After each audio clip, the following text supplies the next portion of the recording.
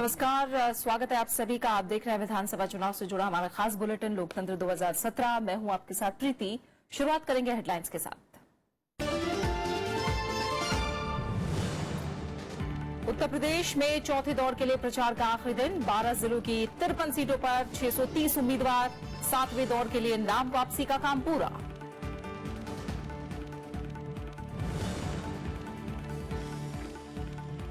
इलाहाबाद में आज राहुल और अखिलेश का साझा रोड शो। अमित शाह की भी रैली। प्रशासन के आदेश पर स्कूल बंद। बस्ती गोंडा में मायावती की जनसभा।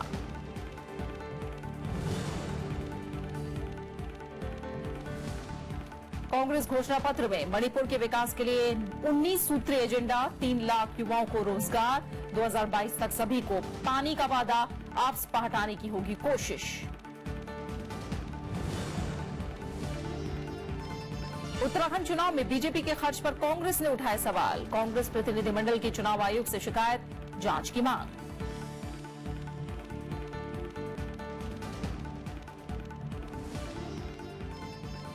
शुरुआत उत्तर प्रदेश के साथ।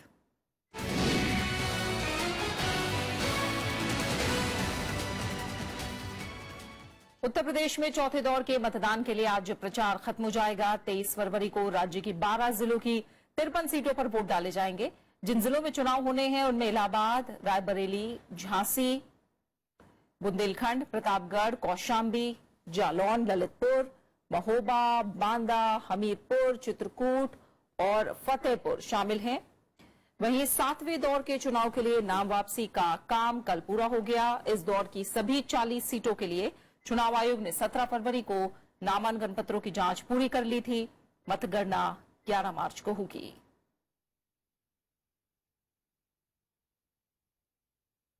उत्तर प्रदेश विधानसभा चुनाव में चौथे दौर के मतदान के लिए सभी दल जनता को लुभाने में लगे हैं। वादों और दावों का दौर जारी है। कांग्रेस उपाध्यक्ष राहुल गांधी आज 2 जनसभाओं को संबोधित करेंगे।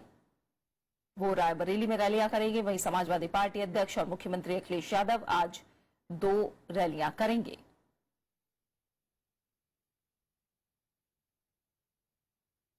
तो तमाम बड़े दिग्गज आज भी हमें रैली करते नजर आएंगे।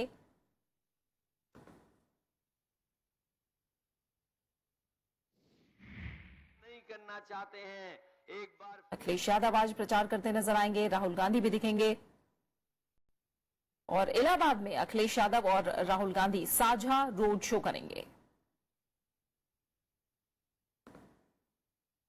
बीएसपी प्रमुख मायावती भी आज रैलियां करेंगी। मायावती 12:30 बजे बस्ती में और उसके बाद गोंडा में जनसभा को संबोधित करेंगी।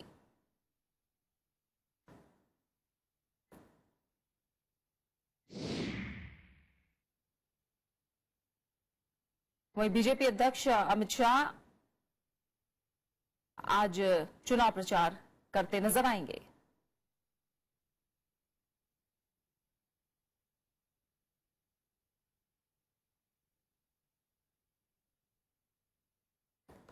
और सीधा इस समय हम अपने 2 संवाददाताओं का रुख करेंगे। रविंद्र सिंह शुरान हमारे साथ जुड़े हैं झांसी से, जबकि फतेहपुर से हमारे साथ जुड़े हैं हमारे संवाददाता पंजरन मिश्रा। इन दोनों का रुख करेंगे। पहले रविंद्र सिंह शुरान के पास चलते हैं। रविंद्र, आप झांसी में मौजूद है और ये बुंदेलखंड इलाके की राजनीति का दशकों से केंद्र रहा है झांसी, और झांसी उन चुनिंदा जगहों में से भी है जहां राहुल और अखिलेश ने साझा रैली भी की थी। इस बार किस तरह का चुनाव नजर आ रहा है? किस तरह के समीकरण, किस तरह के मुद्दे? जी देखिए, लंबे अरसे से जिस तरह से देखा गया है तो बुंदेलखंड क्षेत्र जो है वो इस तरीके का रहा है कि जहां केवल एक कोई ऐसा दल हो जो इसको अपना पॉकेट मान के चले, ऐसा नहीं रहा है। यहाँ की जनता समय समय पर अपने प्रतिनिधि और अपने राजनीतिक संगठन जो है अलग अलग उनमें आस्था दिखाती रही है। इस इलाके में बहुत, क्योंकि अलग अलग तरह की समस्याएं हैं। अकाल एक बड़ी भारी समस्या है। ड्राउट करके 2 दशक से इस क्षेत्र का किसान झेल रहा है, जिसकी वजह से बड़ा भारी माइग्रेशन यहां से देखा गया है। शिक्षा और रोजगार जो है वो बड़े समस्याएं हैं। अभी कुछ दिन पहले जब राहुल गांधी और मुख्यमंत्री अखिलेश यादव ने एक साझा कार्यक्रम यहां पर आयोजित किया था, उसमें इन समस्याओं के समाधान का एक ब्लूप्रिंट उन्होंने जनता को दिया था।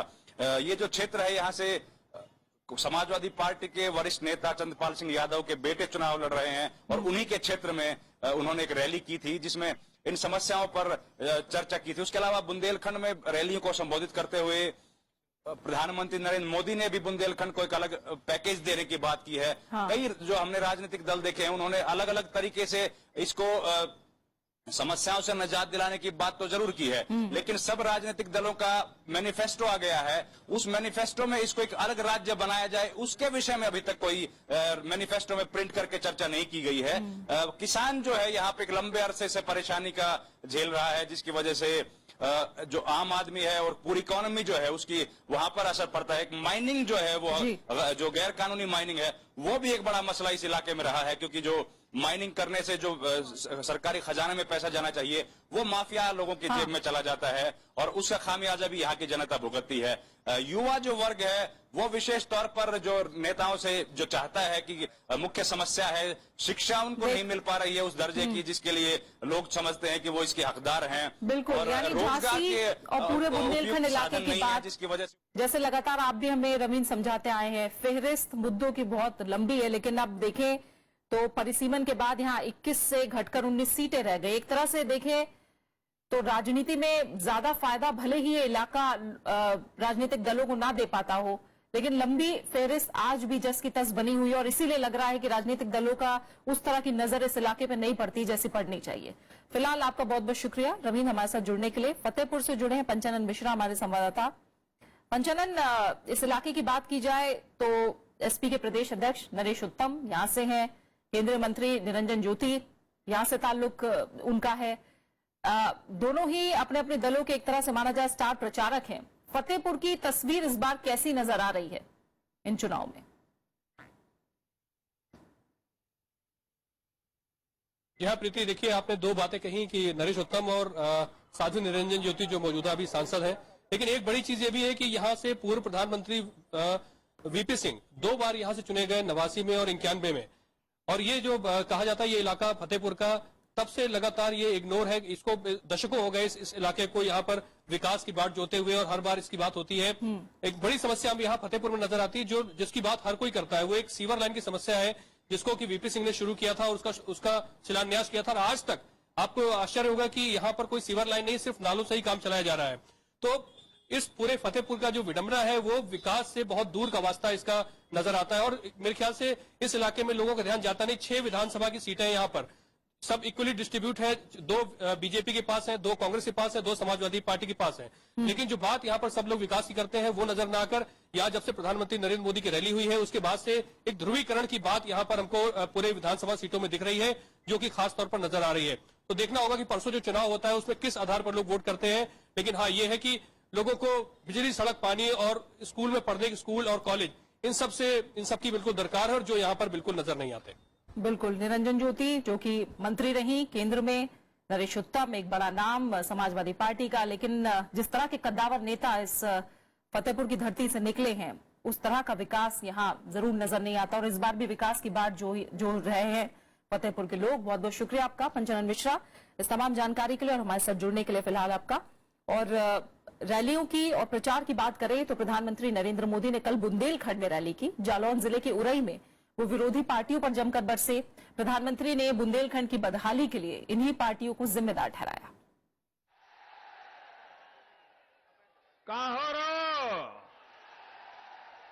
प्रधानमंत्री नरेंद्र मोदी ने उरई रैली में बुंदेलखंड की समस्याओं का जिक्र कर विरोधियों पर निशाना साधा। उन्होंने समाजवादी पार्टी और कांग्रेस के साथ ही बीएसपी पर इलाके की उपेक्षा करने का आरोप लगाया। उन्होंने यूपी में बीजेपी की सरकार बनने पर बुंदेलखंड विकास बोर्ड बनाने का वादा किया। नरेंद्र मोदी ने कहा कि विरोधी पार्टियों ने इलाके से लोगों के साथ खिलवाड़ किया है। उनको तो लगता है कहीं और से सीटें ले आएंगे, यहाँ के लोग कहां जाएंगे, उनको तो दबोच के रख देंगे। भाइयों बहनों, भारतीय जनता पार्टी आपको वादा करती है, भारतीय जनता पार्टी आपको वादा करती है कि अब उत्तर प्रदेश में जो सरकार बनेगी उसमें बुंदेलखंड की आवाज को सुनने की व्यवस्था होगी। प्रधानमंत्री ने बीएसपी प्रमुख मायावती पर भी तंज कसा। उन्होंने कहा कि नोटबंदी से वही लोग परेशान हैं जिन्हें पैसा ठिकाने लगाने का वक्त नहीं मिला। प्रधानमंत्री नरेंद्र मोदी ने नोटबंदी को गरीबों के हक में लिया गया फैसला करार दिया। बहन जी ने तो कहा कि पूरी तैयारी नहीं की थी, सरकार ने नहीं की थी कि आपने नहीं की थी। बहुजन बहन जी बन गया और पूरी पार्टी बहन जी संपत्ति पार्टी बन गई। नरेंद्र मोदी के निशाने पर समाजवादी पार्टी और कांग्रेस गठबंधन भी रहा। उन्होंने उत्तर प्रदेश सरकार को हर मोर्चे पर नाकाम करार दिया। प्रधानमंत्री ने एक बार फिर दावा किया कि मौजूदा चुनाव में बीजेपी बड़े अंतर से जीत दर्ज कर सत्ता में पहुंचेगी। भारत माता की। Bureau report, Rajya Sabha TV. Uttar Pradesh के चुनावी रैलियों में कांग्रेस उपाध्यक्ष राहुल गांधी लगातार प्रधानमंत्री की नीतियों को गरीब विरोधी बताने में जुटे हैं। बांदा और रायबरेली में उन्होंने कहा कि प्रधानमंत्री को सिर्फ देश के सबसे अमीर 50 परिवारों की चिंता है। वहीं अखिलेश यादव भी चुनावी जनसभाओं में बीजेपी और बीएसपी पर हमले का कोई मौका नहीं छोड़ रहे हैं। कांग्रेस उपाध्यक्ष राहुल गांधी ने सोमवार को बांदा में रैली की। उनके निशाने पर रहे प्रधानमंत्री नरेंद्र मोदी। राहुल गांधी ने कहा कि सपा कांग्रेस के बीच गठबंधन होने के बाद से ही प्रधानमंत्री के चेहरे से मुस्कुराहट गायब हो गई है। उन्होंने आरोप लगाया कि प्रधानमंत्री सिर्फ चुनाव के वक्त ही जनता के सामने वादे करते हैं और बाद में उन्हें भूल जाते हैं। आपने देखा होगा, पहले मोदी जी का मूड बहुत अच्छा था, मुस्कुरा रहे थे, हवाई जहाज में आज जा रहे थे, और जैसे ही गठबंधन हुआ, अलायंस हुआ, मुस्कुराहट गायब हो गई। समाजवादी पार्टी के अध्यक्ष अखिलेश यादव ने रायबरेली, अमेठी समेत कई जगह चुनावी जनसभाएं की। प्रधानमंत्री नरेंद्र मोदी पर तंज कसते हुए उन्होंने कहा कि बीजेपी वाले सिर्फ अच्छे दिन का वादा करना जानते हैं। बीजेपी वालों ने तो कहा कि हम अच्छे दिन लाएंगे। बताओ कितने अच्छे दिन लाके दिखा दिए इन्होंने। हमें और आपको सबको लाइन में लगा दिया। बैंक के आगे खड़ा रहना पड़ा, महीनों पैसा नहीं निकाल पाए और अपनी ईमानदारी से कमाया हुआ पैसा, मेहनत का कमाया हुआ पैसा, छोटा मोटा कारोबार करने के बाद जो कमाया पैसा, वो भी लेने के लिए हमें तकलीफ उठानी पड़ी। अखिलेश यादव ने वोटरों से मायावती से सावधान रहने की अपील की। उन्होंने कहा कि मायावती बीजेपी को फायदा पहुंचाने की कोशिश में है। Bureau report, Rajya Sabha TV. वहीं सुल्तानपुर की रैली में बीएसपी प्रमुख मायावती ने प्रधानमंत्री नरेंद्र मोदी पर तीखा हमला किया। उन्होंने नोटबंदी के फैसले को बीएसपी की आर्थिक शक्ति को कमजोर करने की कोशिश करार दिया। मायावती के निशाने पर समाजवादी पार्टी भी रही। उन्होंने रैली में फिर जीत का दावा किया। बीएसपी प्रमुख मायावती ने प्रधानमंत्री नरेंद्र मोदी के आरोपों पर पलटवार किया। उन्होंने बीएसपी को बहनजी संपत्ति पार्टी बताए जाने को बीजेपी के साजिश करार दिया। मायावती ने कहा कि प्रधानमंत्री नरेंद्र मोदी जनता को गुमराह कर रहे हैं। उन्होंने प्रधानमंत्री नरेंद्र मोदी को दलित विरोधी करार दिया। बहनजी संपत्ति पार्टी कहकर वो उसको गलत तरीके से व्याख्या कर रहे हैं, लेकिन शायद उनको मालूम नहीं है कि पूरे देश में जो दबे कुचले लोग हैं, जो वीकर सेक्शन के लोग हैं, वो अपनी बहन जी को बहुजन समाज पार्टी की बहुत बड़ी संपत्ति मानते हैं, जिन्होंने अपनी पूरी जिंदगी अपने दबे कुचले समाज को अपने पैरों पर खड़ा करने के लिए समर्पित की है। और इतना ही नहीं, मायावती ने कहा कि केंद्र सरकार ने नोटबंदी का फैसला बीएसपी की ताकत कमजोर करने के लिए लिया। उन्होंने कहा कि नोटबंदी के दौरान कार्यकर्ताओं के चंदे बीएसपी के खाते में डाले गए, लेकिन बीजेपी उसका गलत प्रचार कर रही है। उन्होंने प्रधानमंत्री को नोटबंदी से पहले बीजेपी के खातों में जमा हुए पैसों के बारे में बताने की चुनौती दी। मायावती ने कहा कि बीजेपी को ये बर्दाश्त नहीं हो रहा है कि वो चुनावी मैदान में मजबूत दावेदारी पेश कर रही है। जिस पैसे से बहुजन समाज पार्टी ये चुनाव लड़ी है, ये इनको अच्छा नहीं लग रहा है। बीएसपी की नेता एक दलित की बेटी एक हेलीकॉप्टर में घूमे, हवाई जहाज से घूमे, ये इनको अच्छा नहीं लग रहा है, क्योंकि इनकी तो मंशा यही थी कि नोटबंदी इलेक्शन से पहले कर दो ताकि बीएसपी कंगाल हो जाए और ये हेलीकॉप्टर तक का भी प्रबंध ना कर सके, हवाई जहाज का भी प्रबंध ना कर सके। मायावती ने अखिलेश सरकार पर भी खराब कानून व्यवस्था के मुद्दे पर निशाना साधा। उन्होंने दावा किया कि अल्पसंख्यक वोट पूरी तरह इस बार मायावती के साथ हैं। Bureau report, Rajya Sabha TV. BJP अध्यक्ष अमित शाह अभी इलाहाबाद में हैं, जहां वो चुनावी जनसभा को संबोधित कर रहे हैं। उत्तर प्रदेश गड्ढे में फंसा हुआ है। एक इंजन का दम थोड़ा कम पड़ रहा है। कर तो रहे हैं, गैस भी बांट दिए, शौचालय भी दे दिए, लाइट भी पहुंचाई है, मगर दम थोड़ा कम पड़ रहा है। पीछे यूपी सरकार का दूसरा कमल छाप इंजन लगा दीजिए तो यूपी का विकास डबल इंजन के जोर से होगा, मित्रों, जोर से होगा। और सीधा इलाहाबाद ही हम रुक करेंगे। संवाददाता कृति मिश्रा हमारे साथ मौजूद है। कृति, संबोधित कर रहे हैं अमित शाह, एक तरफ बीजेपी अध्यक्ष अमित शाह, दूसरी तरफ हम आज राहुल गांधी और अखिलेश यादव का रोड शो भी देखेंगे जो इलाहाबाद में होगा। और हम जानते हैं इलाहाबाद यूपी में सबसे ज्यादा विधानसभा सीटों वाला जिला है, 12 विधानसभा सीटें यहाँ हैं। किस तरह की गर्माहट रहने वाली है? इस दौर के प्रचार का आखिरी दिन है आज। जी हाँ प्रीति, देखिए इलाहाबाद ने देश को सबसे ज्यादा प्रधानमंत्री दिए हैं और इलाहाबाद शहर की अगर मैं बात करूं तो राजनीतिक चेतना है यहाँ के लोगों में, एक पॉलिटिकल एनलाइटमेंट है। इसलिए हर पार्टी के लिए बहुत जरूरी है कि वो वोटरों को लुभाने की कोशिश करें।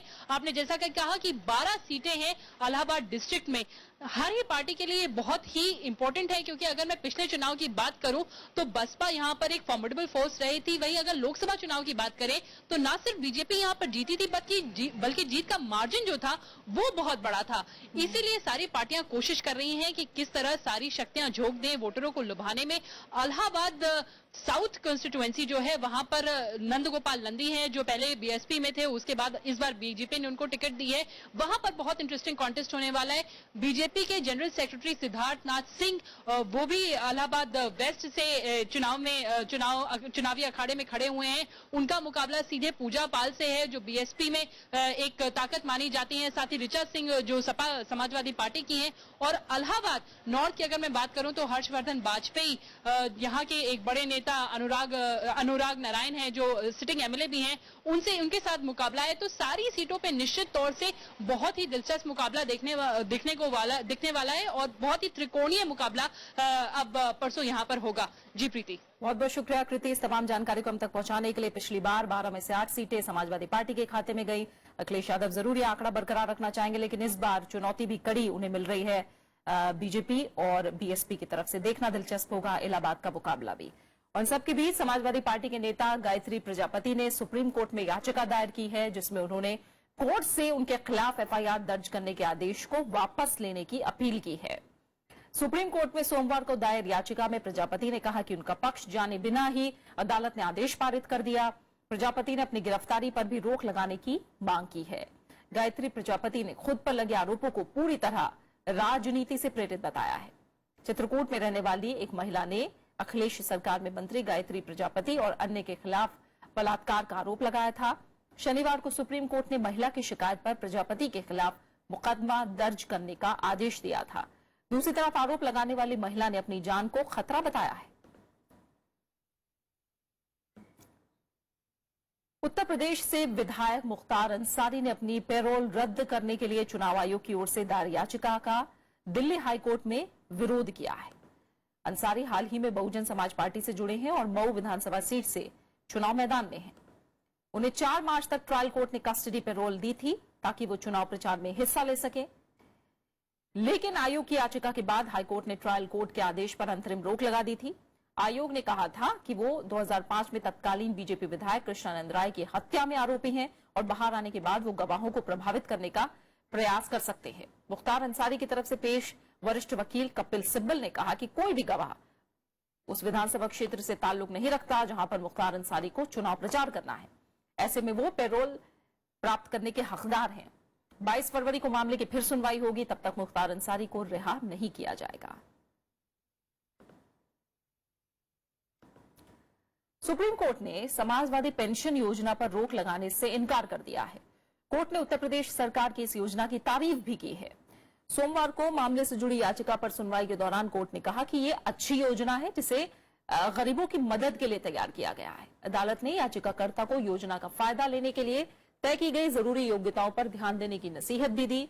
याचिकाकर्ता ने राज्य सरकार पर योजना के अंतर्गत धर्म के आधार पर भेदभाव का आरोप लगाते हुए इसे असंवैधानिक बताया था।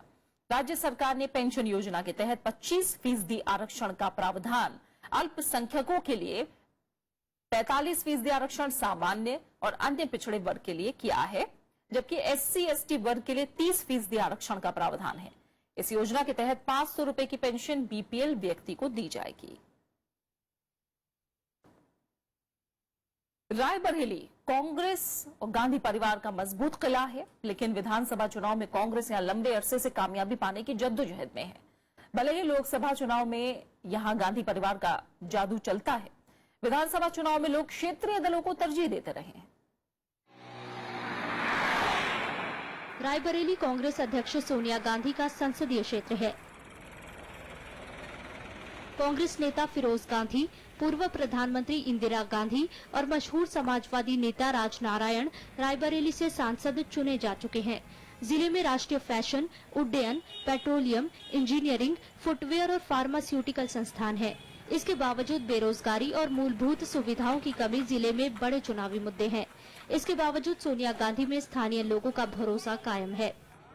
हम गांधी परिवार के समय में नौकरी पाए हैं और गांधी के परिवार में ही हम रिटायर हुए, इसलिए हम जब तक हमारी जिंदगी है हम कांग्रेस को ही वोट देंगे। रायबरेली जिले की आबादी 34 लाख से ज्यादा है।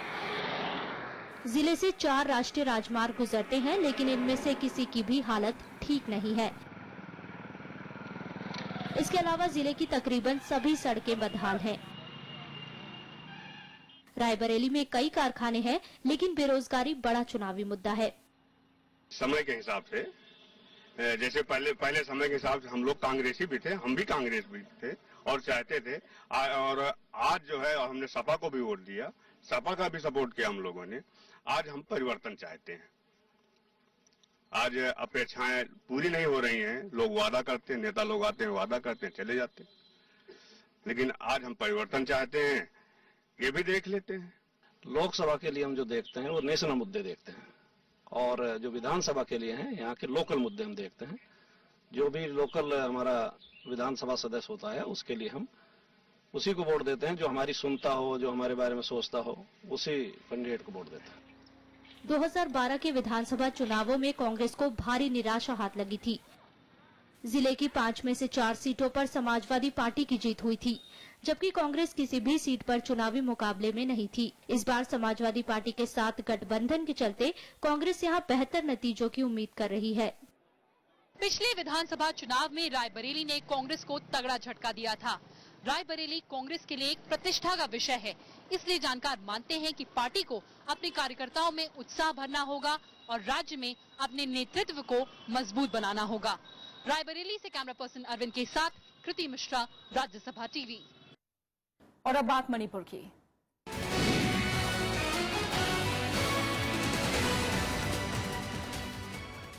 मणिपुर विधानसभा चुनाव के लिए जारी कांग्रेस घोषणा पत्र में राज्य के लिए विकास के लिए 19 सूत्रीय एजेंडा पेश किया गया है।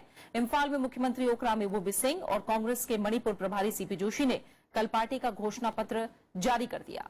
कांग्रेस ने वादा किया है कि सत्ता में आने पर वो राज्य की क्षेत्रीय अखंडता को संवैधानिक सुरक्षा उपाय मुहैया कराने के लिए केंद्र से गुजारिश करेगी। साथ ही राज्य के बाकी हिस्सों से आपस हटाने के लिए भी प्रयास करेगी। घोषणा पत्र में कांग्रेस शासन की उपलब्धियों का जिक्र करने के अलावा राज्य के 3 लाख बेरोजगार शिक्षित युवाओं को कौशल विकास के जरिए अगले 5 साल में नौकरी देने का वादा शामिल है। साथ ही 2022 तक सभी को पीने का पानी मुहैया कराने का भी वादा किया गया है। और अब नजर उत्तराखंड पर।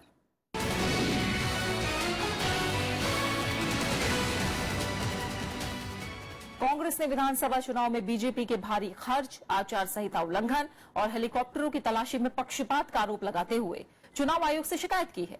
कांग्रेस प्रतिनिधिमंडल ने प्रदेश अध्यक्ष किशोर उपाध्याय की ओर से मुख्य निर्वाचन अधिकारी को इस बारे में पत्र सौंपकर मामले की जांच की मांग की है। कांग्रेस का आरोप है कि बीजेपी ने पूरे प्रदेश में 2000 जगहों पर बड़े बड़े होर्डिंग लगाकर आदर्श चुनाव आचार संहिता का खुलेआम उल्लंघन किया। कांग्रेस की आपत्तियों के बावजूद प्रदेश भर के पेट्रोल पंपों पर प्रधानमंत्री नरेंद्र मोदी के फोटो के साथ केंद्र सरकार की योजनाओं का प्रचार जारी रहा। कांग्रेस का यह भी आरोप है कि मुख्यमंत्री हरीश रावत के हेलीकॉप्टर की कई बार तलाशी ली गई, लेकिन प्रधानमंत्री नरेंद्र मोदी और बीजेपी अध्यक्ष अमित शाह के हेलीकॉप्टर की एक बार भी तलाशी नहीं ली गई।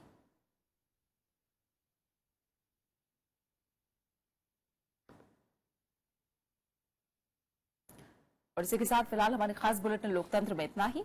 ब्रेक के बाद देखिए वर्डिक्ट 2017। नमस्कार।